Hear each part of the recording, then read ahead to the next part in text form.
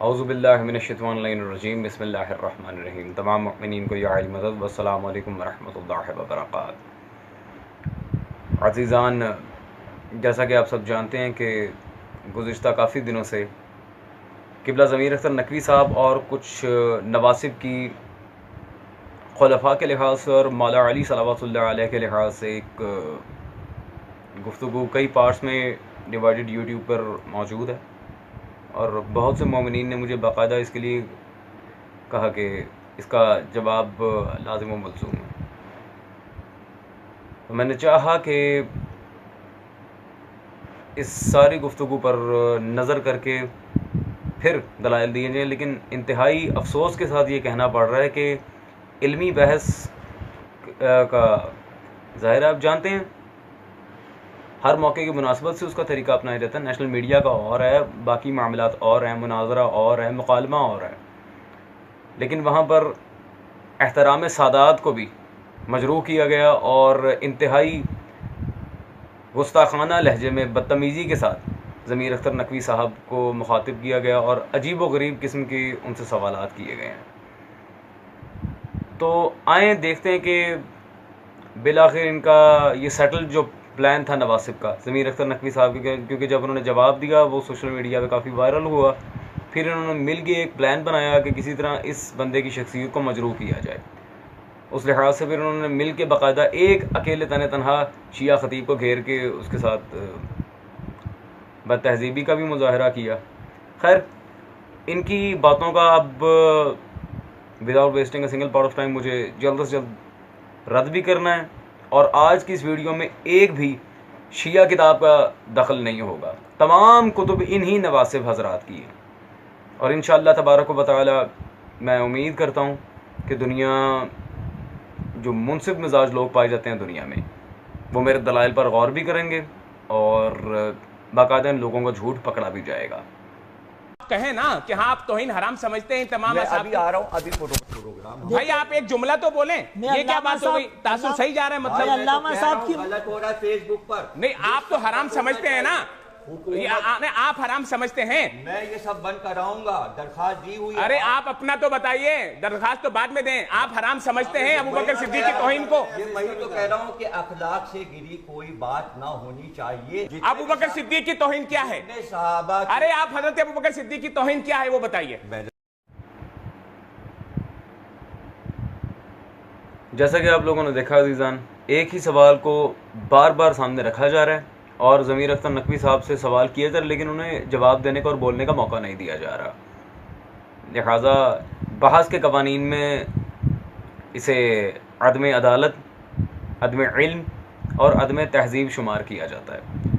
جہاں تک رہ گئی حضرت ابو بکر کی توہین کی بات، تو عزیزان میں سب سے پہلے تو ان کے زندہ دور کے بالخصوص بریلوی مکتب، کیونکہ مفتی عابد صاحب بھی بریلوی ہیں جو بہت زیادہ اس بات پر بضد تھے کہ حضرت ابو بکر کی توہین کے بارے میں شرعی حکم دیا جائے، تو میں ان سے کہوں گا پہلے اپنے مسلک کے علماء کا بیان دیکھیں کہ وہ حضرت ابو بکر کے بارے میں کیا کیا بیان کرتے ہیں۔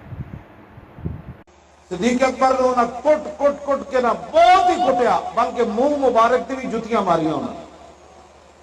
جب صدیق اکبر نو کٹ پہ رہی سی نا، ایک بندے نے آواز لائی، انہیں کیا وہ کون ہے ہوئے؟ سنو ذرا، انہیں کیا حال ہے ابن ابی قحافہ المجنون، اے ابو قحافہ دا پتر جھلا ہے۔ تو جیسا کہ عزیزان آپ نے دیکھا، خادم حسین رضوی صاحب جو کہ ایک مشہور شخصیت ہیں، اور وہ کیا بیان کر رہے ہیں حضرت ابو بکر کے لحاظ سے کہ کفار نے حضرت ابو بکر کے منہ پہ جوتے مارے اور جھلا مینسٹر سے پاگل کہا۔ تو سر، آپ توہین کا الزام لگانے سے پہلے اور توہین کے بارے میں شرعی حکم پوچھنے سے پہلے ذرا اپنے گھر کی طرف نظر کر لیتے تو بہتر تھا کہ آپ کے علماء، آپ کے واعظین بالآخر حضرت ابو بکر کی کیا سیرت پیش کر رہے ہیں ممبر پہ آ کے۔ خیر، یہ تو ایک الگ مسئلہ ہے، پھر کل کو کہیں گے کہ آپ خادم حسین رضوی صاحب بے شک ہمارے عالم ہیں، لیکن ان کا ہر قول ہمارے لیے حجت نہیں ہے، ہمیں ہماری کتاب سے بتایا جائے۔ جی، آپ کا یہ حکم بھی پورا کر دیتے ہیں۔ یہ میرے ہاتھ میں دارالکتب العلمیہ بیروت لبنان سے چھپی آپ کے امام ابی محمد عبداللہ بن مسلم ابن قتیبہ الدینوری المتوفی 276 ہجری کی کتاب موجود ہے، الامامۃ و سیاست. الامامۃ و سیاست میں انہوں نے صفحہ نمبر 19 پہ حضرت ابوبکر کا خطبہ نقل کیا. اور یہاں پہ حضرت ابوبکر کا مجھے پورا خطبہ نہیں سنانا, ایک جملہ اس میں سے میں لے رہا ہوں تاکہ بات واضح ہو جائے کہ خیانت کون کرتا ہے شرعی حکم کے لحاظ سے, اور بالآخر حضرت ابوبکر کی توہین کن کے یہاں پائی جاتی ہے. حضرت ابوبکر کی طرف منسوب ایک خطبہ انہوں نے یہاں لکھا, اور وہ عبارت جیسا کہ آپ دیکھ رہے ہیں زیزان لکھتے ہیں, وَعْلَمُوا, حضرت ابوبکر کہہ رہے ہیں کہ جان لو, اِنَّ لِلشَّیْطَانِ یَحْتَرِینِی, جان لو لوگوں شیطان کبھی کبھار مجھ پر سوار ہو جاتا ہے. یہ عزیزان ان لوگوں کی کتابوں کا حال ہے. حضرت ابوبکر پہ شرعی حکم شیعہ علماء سے پوچھنے سے پہلے میں کہوں گا جناب والا آپ ذرا کائنڈلی اپنی کتابوں کا حال دیکھیں.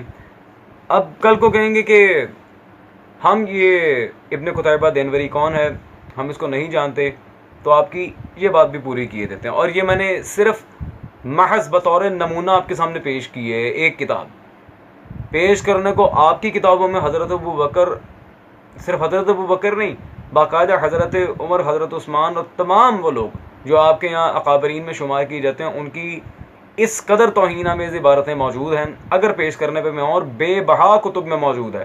اگر آپ توہین کی بات کرتے ہیں تو سر معذرت کے ساتھ آپ کے بڑوں سے بڑی غلطی ہوئی ہے. بہت زیادہ اس معاملے میں انہوں نے عبارتیں اپنی کتابوں میں شامل کی ہیں. شرعی حکم اپنے ائمہ سے پوچھیں. رہ گئی بات ابن قتیبہ دینوری جس کی کتاب الامامۃ و سیاست میں نے ابھی پیش کی ہے, یہ کون ہے؟ اس کے بارے میں آپ کو حکم سنانا چاہوں گا جی, آپ کے حافظ ذہبی صاحب کا. ان کی یہ مکتبہ الرحمانیہ سے چھپی پہلی اور دوسری جلد میرے ہاتھ میں موجود ہے, تذکرۃ الحفاظ. تذکرۃ الحفاظ حافظ ذہبی, جس میں بڑے بڑے علماء کا انہوں نے تذکرہ کیا باقاعدہ. اس میں جلد نمبر یہ پہلی دوسری کمپیریٹیو میرے پاس موجود ہے. تذکرۃ الحفاظ میں دوسری جلد صفحہ نمبر 152 پر حافظ ذہبی اس کے بارے میں کیا لکھتے ہیں؟ لکھتے ہیں جی, العلامہ ابو محمد عبداللہ بن مسلم بن قتیبہ الدینوری صاحب التصانیف. العلامہ ایک عام سا بندہ بھی جانتا ہے کہ جب الف لام کسی سے پہلے ہے یہ معرفہ ہوتا ہے, خاص علماء میں شمار کیا ہے حافظ ذہبی نے انہیں. جی جناب, جن کی کتابیں حضرت ابوبکر کی توہین سے بھری پڑی ہیں, جس میں باقاعدہ عبارت میں دوبارہ نہیں پڑھنا چاہ رہا, آپ بہتر سمجھتے ہیں. آپ کے ان ائمہ کو حافظ ذہبی بھی اپنے ہاں علماء مانتے ہیں, خاص علماء میں شمار کی ہے تذکرۃ الحفاظ میں.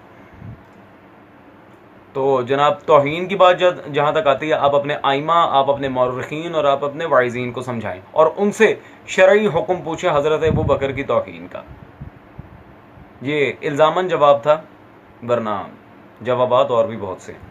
خیر, اب جو آج کا مین موضوع ہے, جو حدیث پیش کی گئی تھی, اگر میرے بعد کوئی نبی ہوتا تو علی ہوتا. اس لحاظ سے جو تنازع چھیڑا گیا ہے, پہلے آپ ذرا ان کی وہ ویڈیو سنیں. انہوں نے جو دلیل دینے کی کوشش کی ہم اسے بھی سامنے رکھیں گے, اور انشاءاللہ تبارک و تعالی آج یہ مسئلہ حل کر کے میں یہاں سے اٹھوں گا. اب ایک حدیث آپ نے پیش کی تھی, لو کان بعدی نبیًا لکان عمر, کہ یہ حدیث غلط ہے. آپ نے فرمایا تھا لو کان بعدی نبیًا لکان علی, لو کان بعدی نبیًا لکان عمر والی جو حدیث ہے کہ میرے بعد نبی ہوتے تو عمر ہوتے رضی اللہ تعالیٰ. کل کو آپ نے سنا دی, وہ تو بات ہی ختم ہو گئی. ختم کیوں ہو گئی؟ سبھی نے سنا دی. آپ نے کل دوبارہ سنا دی, وہ تو پہلے دن کی مسئلہ. پہلے ایک منٹ, پہلے دن کا نہیں, دیکھیں اب یہ مسئلہ یہاں پر یہ شروع ہوتے ہیں نا. ہاں, یہاں پر یہ ہے کہ انہوں نے اتنی بات کر دی کہ چلے گئے تھے. ہاں, اس کی انہوں نے اتنی بات کر دی کہ بھائی یہ حدیث غلط ہے, اور وہ کلپ ریکارڈ ہو گیا, اور وہ پھر سب لوگ بولے ہمارے عالم نے تو یہ بیان کر دیا کہ بھائی یہ حدیث غلط ہے. یہ کوئی طریقہ تھوڑی ہے, یہ تو توہین ہو رہی ہے. توہین, آپ توہین کے خلاف بات کر رہے ہیں, لیکن آپ کی بات سے اگر کوئی توہین لے رہا ہے تو اس کی تو مذمت کریں آپ. بالکل. مجھے ایک جملہ بولنے دیں. دیکھیں, اس دن یہ بات میں کر رہا تھا اور میں نے رسول اللہ صلی اللہ علیہ وسلم کی یہ بات پیش کی, لو کان بعدی نبی لکان عمر. یہ دوسری روایت میں ہے لو کان نبی بعدی لکان عمر. تو میری اس بات پر فوراً انہوں نے قطع کلامی کی اور مجھے کہا یہ حدیث حضرت عمر کے بارے میں نہیں ہے, یہ حضرت علی رضی اللہ تعالیٰ عنہ کے بارے میں ہے, اور میں 50,000 حوالے لا سکتا ہوں. جی بالکل ایسے کہا تھا. یہ الفاظ تھے. میں نے ان کو وہ حدیث عربی میں سنائی, اس کے حوالے مسند احمد کی حدیث کی کتابوں کے میرے پاس ابھی جیب میں موجود ہیں۔ جی عزیزان، مولوی صاحب آپ سے میں گزارش کروں گا کائنڈلی پہلے آپ ہمیں یہ بتا دیں، کیا یہ کتاب جس کی آپ نے دلیل پیش کی ہے مسند احمد بن حنبل، کیا یہ مذہب شیعہ پر کسی قسم کی حجت رکھتی ہے؟ سر یہ آپ کے گھر کی کتاب ہے، خصم مخالف کو اس کے گھر سے جواب دیا جاتا ہے، آپ اب تک اس قاعدے سے ہی لا علم، ابھی تک اس قاعدے سے ہی لا بلد ہے۔ جب آپ کو مخالفین کو جواب دینے کے قواعد و اصول و ضوابط سے ہی کسی قسم کی آگاہی نہیں ہے تو بالآخر آپ کیا چاہ کہہ رہے ہیں کہ ضد بازی کر کے دوسرے کو منوایا جائے؟ رہ گئی مسند احمد بن حنبل کی اس روایت کی بات کہ اگر میرے بعد کوئی نبی ہوتا تو عمر ہوتا۔ جناب ہم نہیں چاہتے تھے کہ مسند احمد بن حنبل اس کتاب کے بارے میں ایک کڑوا سچ جو آپ کے اکابرین نے لکھا، آپ کے ائمہ نے تسلیم کیا، وہ آپ کے سامنے رکھا جائے، لیکن چونکہ آپ نے ہمیں مجبور کیا لہٰذا آپ اپنی ہی کتابوں سے مسند احمد بن حنبل کے بارے میں سن لیجئے کہ آیا اس کتاب کی حیثیت کیا ہے۔ میں نہیں چاہ رہا تھا ایسے کوئی بات کرنا، لیکن تحقیق کے میدان میں کسی کو کوئی روک ٹوک نہیں ہے۔ یہ میرے پاس عزیزان کتاب موجود ہے، انوار الاسلام سے چھپی، علامہ فقیر محمد جہلمی صاحب کی حدائق حنفیہ۔ اس کتاب میں عزیزان صفحہ نمبر 65 پر حدائق حنفیہ میں علامہ محمد جہلمی صاحب حافظ ذہبی کا ایک قول نقل کرتے ہیں، کہتے ہیں جی، اور ذہبی نے سیر اعلام النبلاء میں ذکر کیا ہے کہ مسند احمد کی احادیث ضعیفہ کا مجموعہ ہے۔ مسند احمد بن حنبل کی احادیث کے بارے میں حافظ ذہبی کا کیا فتویٰ نقل کیا انہوں نے؟ یہ احادیث ضعیفہ کا مجموعہ ہے، اس کی ساری روایات ضعیف ہیں۔ میں نہیں چاہ رہا تھا کہ یہ حقیقت برادران اہل سنت کو بتاؤں، لیکن چونکہ آپ نے ضد کی تو پھر مجبوراً مجھے آپ ہی کی کتاب سے بتانا پڑا کہ جس کتاب کو آپ دلیل بنا کے مستند حدیث کہہ رہے ہیں اس کی کیا حیثیت ہے۔ خیر، دوسری بات موسٹ امپورٹنٹلی آگے جانے سے پہلے میں یہ بتا دوں کہ یہ فقیر محمد جہلمی صاحب جن کی کتاب میں نے دکھائی ہے حدائق حنفیہ، کیا یہ اکابرین اہل سنت میں شامل ہوتے ہیں؟ الحمدللہ بالکل ہوتے ہیں۔ یہ میرے ہاتھ میں عزیزان کتب خانہ امام احمد رضا سے چھپی علامہ محمد عبد الحکیم شرف قادری صاحب کی کتاب موجود ہے، تذکرہ اکابر اہل سنت، اور اس کتاب میں میرے بھائیوں صفحہ نمبر 391 پر 391 انہوں نے فقیر محمد جہلمی صاحب کو اپنا اکابر تسلیم کیا، جیسا کہ آپ عبارت سکرین پر دیکھ رہے ہیں، فاضل جلیل مولانا فقیر محمد جہلمی، مؤلف حدائق حنفیہ، حدائق حنفیہ کے رائٹر، جو ابھی ان کی کتاب حدائق حنفیہ میں نے پیش کی تھی۔ جی جناب، آپ جس کتاب کی روایت کو مستند مان رہے ہیں معذرت کے ساتھ وہ کتاب خارج ہے۔ آج سے اگر چاہتے ہیں کہ مسند احمد بن حنبل کی توثیق مل جائے تو آپ کو ذہبی سے لے کے فقیر محمد جہلمی اور فقیر محمد جہلمی سے لے کے محمد عبد الحکیم شرف قادری کا رد کرنا پڑے گا، سمپل از دیٹ۔ اور چونکہ آپ کے ہاں اس کی تمام احادیث ضعیف ہیں، اب ضعیف احادیث پر کیا حکم لگتا ہے وہ میں آپ کو دکھانا چاہوں گا، کسی چھوٹی موٹی کتاب سے نہیں۔ یہ میرے ہاتھ میں موجود ہے مطبوعہ مکتبہ رحمانیہ لاہور، صحیح مسلم شریف مع مختصر شرح نووی۔ اس صحیح مسلم میں جلد نمبر اول میں صفحہ 24 پر علامہ مسلم بن حجاج القشیری مقدمہ میں ایک باب لے کر آئے ہیں یہاں پر، اور اس باب کا عنوان کیا ہے آپ اسکرین پر دیکھ سکتے ہیں، باب النہی عن الروایات عن الضعفاء، ضعیف لوگوں سے روایت کرنا منع ہے، ضعفاء سے روایت کرنا منع ہے، ضعیف سے روایت کی ہی نہیں جا سکتی۔ یہ آپ کے بنیادی اصول میں موجود ہے، کوئی چھوٹی درایت الحدیث کی کتاب پیش نہیں کی سر میں نے، یہ صحیح مسلم کا باب ہے۔ تو جناب آپ کے پاس بچنے کا تو کوئی راستہ ہی نہیں ہے، اب یہ بالکل سیدھی سرل بات ہے، That's totally clear in front of you۔ خیر، ان سارے معاملات کو اب پیچھے رکھ کے ہمیں امیر المومنین صلوات اللہ علیہ کے لحاظ سے آگے بات کرنی ہے کہ آیا وہ جو حدیث جس کے بارے میں ضمیر اختر نقوی صاحب کہہ رہے تھے، کیا وہ برادران اہل سنت کی مستند کتابوں میں موجود ہے یا نہیں؟ جھگڑا اس بات پہ، اس بات کو انشاءاللہ تبارک و تعالی اب میں کلیئر کیے چلتا ہوں۔ عزیزان، اب ہم اپنے موضوع کی طرف آتے ہیں۔ جو الزامی جوابات ہمیں دینے تھے ہم دے چکے، اب دعوے کے مطابق ہمیں ان کی کتابوں سے دلائل پیش کرنے ہیں۔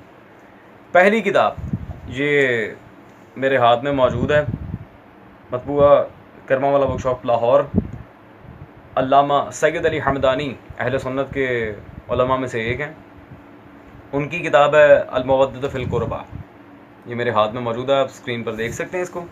اس کتاب میں صفحہ نمبر 111 پہ عزیزان بالکل بے عین ہی رسول صلی اللہ علیہ وسلم سے وہ حدیث موجود ہے۔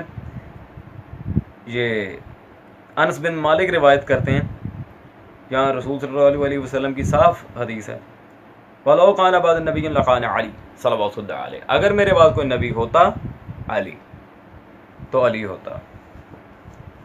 اب ایک اعتراض کیا جائے گا کہ یہ سید علی حمدانی کون ہے، ہم ان کو نہیں جانتے، کتاب چھاپنے والے ادارے تو چھاپ دیتے ہیں، ہم نہیں جانتے یہ۔ خیر، اس کا بھی جواب میں دیتا چلوں۔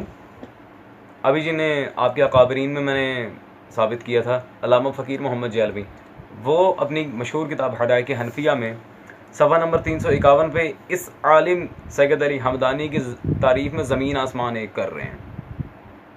متن آپ کے سامنے موجود ہے اسکرین پر۔ سید علی حمدانی ہمدان میں دوشنبہ کے روز 12 رجب 714 ہجری میں پیدا ہوئے، مخزن علوم ظاہری، مظہر تجلیات ربانی، عالم عامل، عارف کامل، صاحب کرامات و خوراک عادات تھے۔ اللہ اکبر۔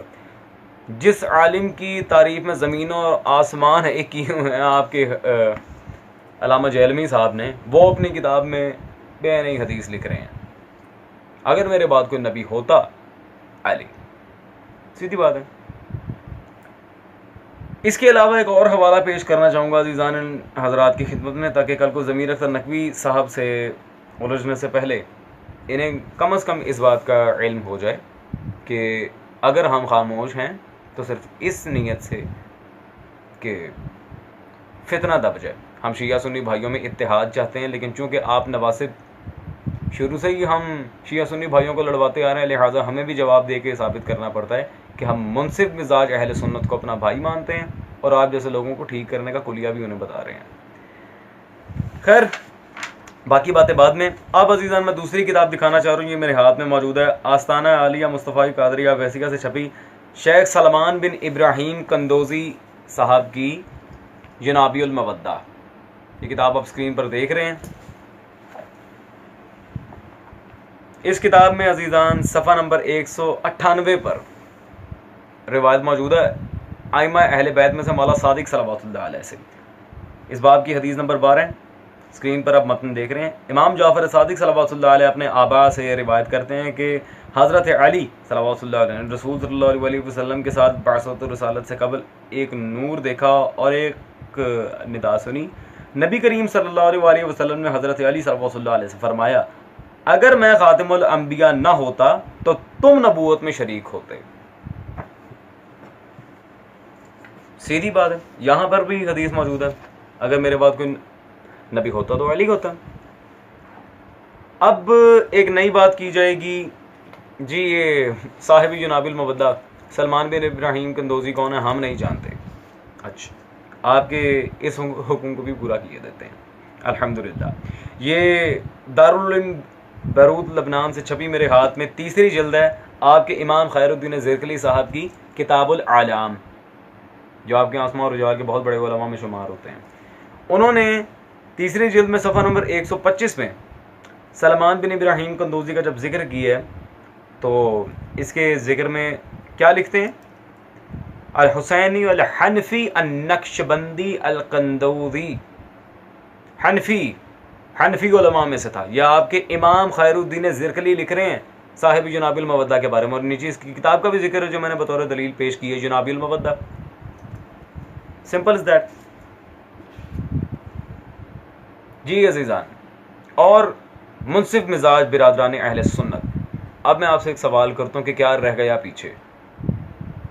ان کی دی گئی دلیل چونکہ رد کرنا اس کا ہمارے اوپر واجب نہیں تھا کیونکہ وہ ہم پہ حجت نہیں رکھتی، لیکن میں نے بحث کے قانون کو توڑ کر احسان کرتے ہوئے انہیں جواب دیا تاکہ کل کو یہ نہ کہیں ہمیں دلائل کا جواب دینا نہیں آتا، الحمدللہ۔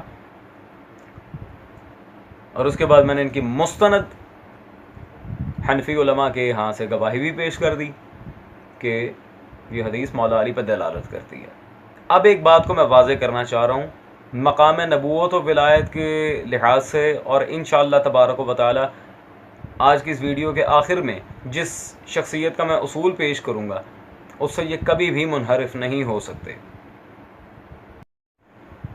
دیکھیں عزیزان، اول تو ہم ان کی کتابوں سے باقاعدہ حدیث پیش کر چکے کہ اگر میرے بعد کوئی نبی ہوتا علی ہوتا، اور باقاعدہ ان کی توثیق بھی میں نے پیش کی کہ ہم کوئی مجہول علماء نہیں دکھا رہے، وہ آپ کے مستند علماء اور اکابرین میں شمار کیے گئے ہیں آپ کے بیانات کے تحت۔ خیر، اس کے علاوہ جو متواتر درجے کی روایت ہے بخاری و مسلم اور بہت سی بے بہا کتب اہل سنت کے حوالہ جات جس پہ میں ایزی دے سکتا ہوں، جسے حدیث منزلت بھی کہا جاتا ہے، جب رسول خدا صلی اللہ علیہ وآلہ وسلم نے مولا علی صلوات اللہ علیہ سے فرمایا تھا یا علی انت منی بمنزلت ہارون من موسیٰ الا انہ لا نبی بعدی، علی تیری منزلت میرے ساتھ وہی ہے جو ہارون علیہ السلام کی موسیٰ علیہ السلام کے ساتھ تھی، الا انہ لا نبی بعدی، لیکن میرے بعد کوئی نبی نہیں ہوگا۔ تو الحمدللہ اس روایت کے لحاظ سے بھی اگر دیکھا جائے، اور ایک بات میں کلیئر کر دوں کہ یہ جو روایت میں نے ابھی پڑھی ہے اس کی کوئی 1 2 یا 4 5 اسناد نہیں، الحمدللہ اس روایت کی کم از کم 128 اسناد، 128 طریق، 128 سندیں میں آپ کے سامنے پیش کر سکتا ہوں، اور اگر کسی کو میری بات پر شک ہو تو وہ یہ کتاب پڑھ لے اور خود فیصلہ کرے کہ آیا میں جھوٹ بول رہا ہوں یا سچ۔ کتاب میرے ہاتھ میں عزیزان موجود ہے، منہاج القرآن پبلیکیشن سے چھپی الانتقاء من طرق الحدیث انت منی بمنزلت ہارون من موسیٰ، طاہر القادری صاحب کی الانتقاء کے نام سے انہوں نے پوری کتاب لکھی ہے اس موضوع پر، اور جیسا کہ میں نے کہا تھا 128 طرق ہیں اس حدیث کے، اس قدر مستند ترین روایت ہے، الا انہ لا نبی بعدی کے الفاظ کے ساتھ، لیکن میرے بعد کوئی نبی نہیں ہے۔ لیکن اس سے کوئی یہ نتیجہ نہ لے کہ معاذ اللہ مولا کائنات صلوات اللہ علیہ انبیاء سے کمتر ہے، نعوذ باللہ۔ ہمارا آلریڈی لیکچر ریکارڈڈ ہے کہ علی بعد رسول خدا صلی اللہ علیہ وسلم نہ صرف اصحاب بلکہ انبیاء پر بھی فضیلت رکھتے ہیں، اور اس میں کوئی غلو اور شرک والی بات نہیں ہے۔ خیر، یہ ساری باتیں تو عزیزان چلتی رہیں گی۔ میرا دل چاہا کہ اس معاملے میں مزید وضاحت کر دوں، کل کو کوئی یہ نہ کہہ دے کہ جی شیعہ منصب نبوت کی توہین کر رہے ہیں، تو اسی لیے میں ایک بات دکھانا چاہ رہا ہوں کہ، اور باقاعدہ اس بات کو میں ثابت کر کے اٹھوں گا، ولایت نبوت سے بڑا منصب ہے۔ انما ولیکم اللہ ورسولہ والذین آمنوا الذین یقیمون الصلاۃ ویؤتون الزکاۃ وهم راکعون، باقاعدہ قرآن نے اس پہ کلمہ حصر، انما کلمہ حصر باندھا ہے اس بات پہ، اور باقاعدہ مقام ولایت و نبوت کے لحاظ سے اکابرین اہل سنت میں سے ایک، جن کی مجھے توثیق پیش کرنے کی بھی ضرورت نہیں ہے، مفسر قرآن و شارح بخاری و مسلم غلام رسول سعیدی صاحب نے پوری کتاب لکھی ہے، اور یہ میرے ہاتھ میں موجود ہے، مطبوعہ ضیاء القرآن پبلیکیشنز، مقام ولایت و نبوت، پوری کتاب لکھی ہے انہوں نے اس موضوع پر۔ جس کو شوق ہو وہ یہ کتاب پڑھے، پھر اپنا فیصلہ دے۔ جیسا کہ میں نے گزارش کی تھی، آج کسی بھی لحاظ سے میں شیعہ کتاب کا کوئی دخل نہیں دوں گا، الحمدللہ ساری کتب اہل سنت کی تھیں۔ اب موسٹ امپورٹنٹ بات ہے، چونکہ بار بار حضرت عمر کے لحاظ سے یہ بات کی جا رہی تھی اور مولا علی کے فضائل کو چھپانے کی ایک ناکام کوشش کی جا رہی تھی، باقاعدہ سازش کی جا رہی تھی، تو میں نے چاہا کہ کیوں نہ آخر میں حضرت عمر ہی کا اصول پیش کر کے میں امت مسلمہ کو ایک چھوٹا سا پیغام دوں کہ کائنڈلی آپ یہ جو فیس بک پر پوسٹ وغیرہ اپنی شیئر کر رہے ہیں، بہرحال ہمیں حضرت عمر جیسا حاکم عطا کر، ان کے جیسا خلیفہ عطا کر، ذرا کائنڈلی میری اس دلیل کو سامنے رکھیے گا، اور پھر لازمی فیس بک پر یہ پوسٹ اس کتاب کے حوالے کے ساتھ لگائیے گا، کیونکہ اگر آپ حضرت عمر جیسا حکمران چاہتے ہیں تو آپ کو ان کے اصول و قواعد پر بھی چلنا پڑے گا۔ انہوں نے اپنی زندگی میں اپنی خلافت کے وقت اصول کیا کیا مدون کیے تھے، اور کتاب بھی میں وہ دکھا رہا ہوں جس پہ کسی کو شک بھی نہیں ہوگا کہ یہ ہماری مستند کتاب نہیں ہے، کیونکہ کتاب میں وہ دکھا رہا ہوں جو مذہب شیعہ کے خلاف لکھی گئی تھی۔ الحمدللہ یہ کتاب میرے ہاتھ میں موجود ہے عزیزان، علامہ ابن حجر مکی صاحب کی الصواعق المحرقہ، جنہوں نے مذہب شیعہ کے خلاف لکھی تھی پوری کتاب۔ یہ نوریہ رضویہ پبلیکیشن سے چھپی ہے، ایک ہی جلد ہے عزیزان اس کی، اور اس کے صفحہ نمبر 252 پر جب ہم چلتے ہیں تو یہاں حضرت عمر کی صاف عبارت موجود ہے، جسے آپ اسکرین پر ملاحظہ کر سکتے ہیں۔ حضرت عمر نے مطلقاً فرمایا تھا، وَاعْلَمُوا، جان لو اے لوگو، أَنَّهُ لَا يُتِمُّ الشَّرَفٌ إِلَّا بِوِلَایَةِ عَلِيٍّ صلوات اللہ علیہ۔ جان لو اے لوگو، کوئی بھی بندہ تب تک شریف ہو ہی نہیں سکتا جب تک علی کی ولایت پر ایمان نہ لے آئے۔ بغیر ولایت علی کے شرافت ہے ہی نہیں۔ تو جناب جن کے لحاظ سے آپ یہ بار بار کہہ رہے ہیں کہ ان کے بارے میں حدیث ہے میرے بعد کوئی نبی ہوتا تو حضرت عمر ہوتا، حضرت عمر آپ کو کیا اصول دے کے جا رہے ہیں کہ جناب چاہے منصب نبوت ہو یا ولایت، کوئی بھی بغیر ولایت علی کے شریف نہیں کہلوا سکتا۔ ٹھیک ہے جناب، میں صرف اتنا ہی گزارش کروں گا، ہمارا کوئی اس طرح کی نیگیٹو پوائنٹ پہ جانے کی نہ ہمیں ضرورت ہے، اور نہ ہی ہم شیعہ سنی بھائیوں میں تفریق چاہتے ہیں، نہ ہم کسی کے اکابرین کو برا کہتے ہیں کسی کے سامنے، سمپل از دیٹ۔ ہاں البتہ آپ جن اکابرین کے لحاظ سے بات کرتے ہیں، پھر کائنڈلی ان کی ایک بات چھوڑ کے دوسری بات نہ لیا کریں، ان کی ساری باتوں کو مانیں، اور حضرت عمر کے اس اصول پر عمل کر کے ہمیں دکھائیے گا، تاکہ ہم بھی تو دیکھیں آیا خلفاء کی کتنی محبت آپ لوگوں کے دلوں میں پیوست ہے۔ باقی معاملات کے لیے جانے یا علی، اللہم اجل ولیک الفرج۔